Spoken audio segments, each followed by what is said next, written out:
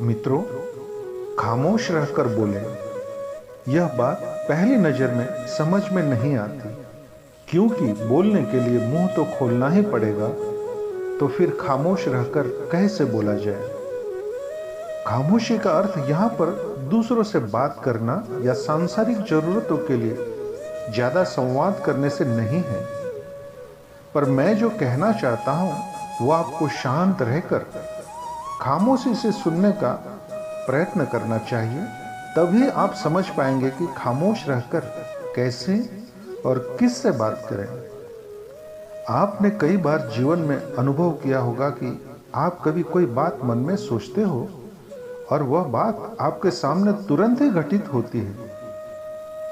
कभी कभी हम परमात्मा से कुछ मांगते हैं सच्चे दिल से, तब कई बार वह इच्छा हमारी पूर्ण होती है या उस मांगी हुई बात को पूर्ण करने का कोई ना कोई मार्ग हमें प्राप्त हो ही जाता है। यह सब घटित कैसे हुआ? हमें लगता है कि यह एक कोइंसिडेंस है, पर नहीं, यह इत्तेफाक नहीं है। यह आपके अंदर की ऊर्जा का एकत्रित होकर एक डायरेक्शन में पूर्ण शक्ति के साथ प्रक्षेपित होना है।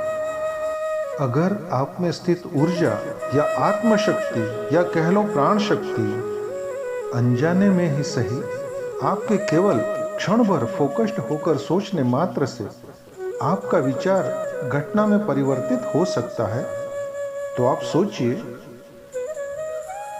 आप पूर्ण रूपेण केंद्रित होकर मन एवं शरीर को शांत करके अगर किसी संभावित कामना की फ्रीक्वेंसी प्रकृति या परमात्मा तक पहुंचाए, तो क्या आपकी कामना या मनोकामना पूर्णता को प्राप्त नहीं होगी?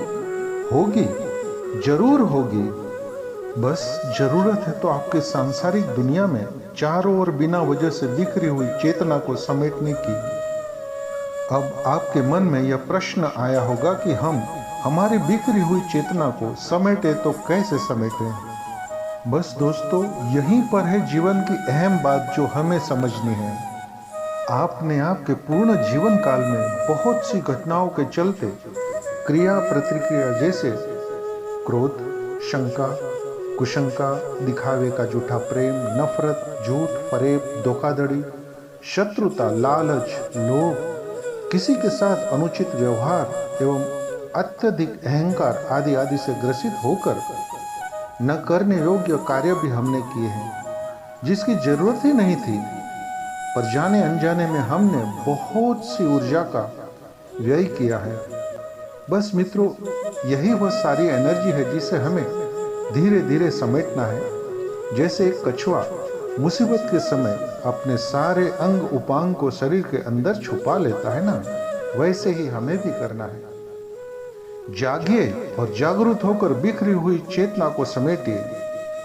Otherwise your negative thoughts and action will come back to you, because universe is just like a echo sound. हम जो भी क्रिया प्रतिक्रिया करते हैं वह ब्रह्मांड हमें रिएक्शन के रूप में रिटर्न करता ही है। हो सकता है थोड़ा लेट या फास्ट।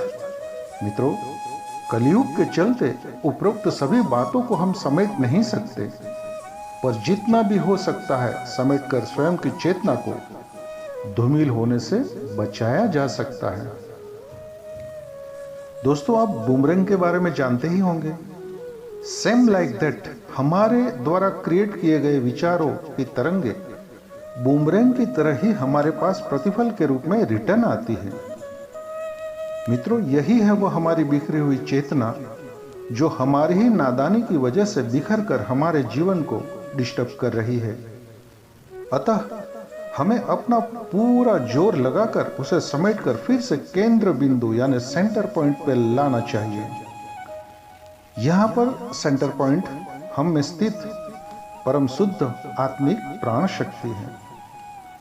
हमारी डिस्टर्ब फ्रीक्वेंसी की वजह से आज हम हमारी मूलभूत जरूरतों को भी ठीक से पूरा करने में स्वयं को असमर्थ पाते हैं। तो फिर सुप्रीम पावर से कुछ चाहेंगे तो वो किस तरह से आपकी मनोकामना पूर्ण करेंगे?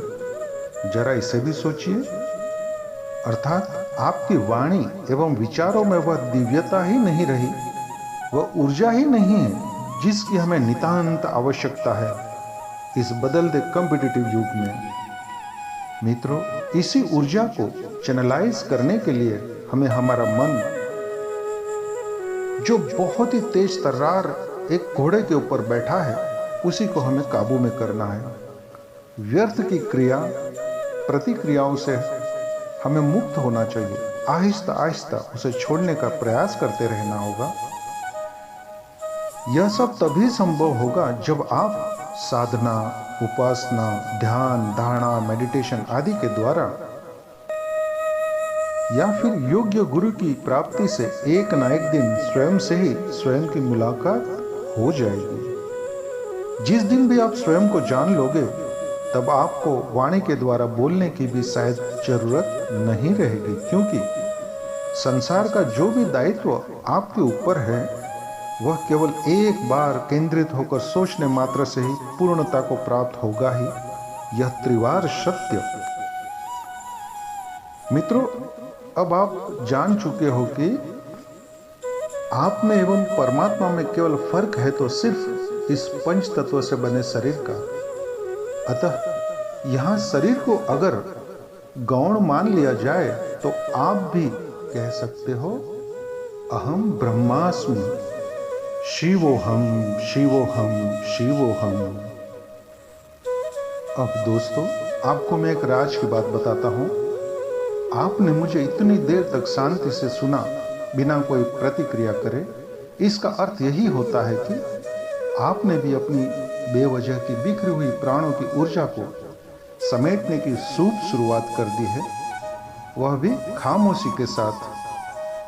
आप में स्थित परमात्मा को प्रणाम करते हुए मैं यहाँ कहना चाहता हूँ, जो संदेश मुझे आप तक पहुँचाने का आदेश था, वह मैसेज मैंने आप तक पहुँचा दिया है और आपके अंतर्मन ने वह मैसेज सुन भी लिया है। अतः मित्रों, यहाँ पर मैं मेरी वाणी को विराम देता हूँ और आप